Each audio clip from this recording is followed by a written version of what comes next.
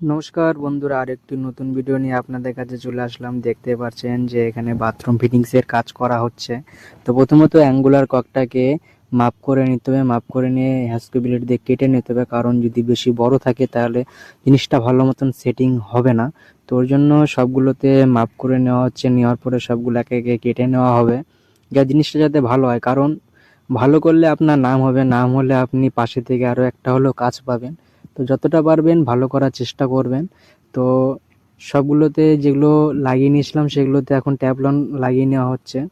তো বন্ধুরা, প্রথমত এটা জিনিস খেয়াল রাখবেন যে বাথরুমে যে পুটিং আছে, সেই কলের যে ফাঁকাগুলো থাকে সেগুলোতে পুটিং লাগানো অন্তত প্রচুর প্রয়োজন। কারণ যদি পুটিং যদি না লাগান তাহলে কি হবে, কোনো সময় যদি জল লিকেজ করে তখন কি হবে, ওয়ালটা ড্যামেজ হয়ে যায়, তখন হচ্ছে কাস্টমারের খুব মানে জিনিসটা ভালো হয় না। কারণ হচ্ছে কি বলেন তো, রং টং কমপ্লিট হয়ে যায়, তখন যদি জল সোপ করে লিক করে তখন জিনিসটা খুব বাজে দেখায়। তো পুটিং যদি লাগিয়ে নেন তাহলে সেই লিকটা করবে না।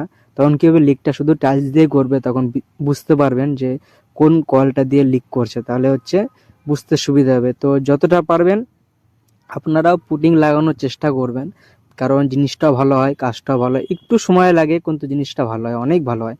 আর বন্ধুরা, আপনারা খুব ভালোবাসা দিচ্ছেন, এরকম ভালোবাসা দিবেন, কারণ আপনাদের একটুকু ভালোবাসাতে আমাকে অনেকটাই মোটিভেট করে। তো ভিডিওটা ভালো লাগলে লাইক শেয়ার কমেন্ট করতে ভুলবেন না, কারণ একটা লাইকে আমাকে অনেক অনেক অনেক সাপোর্ট করে।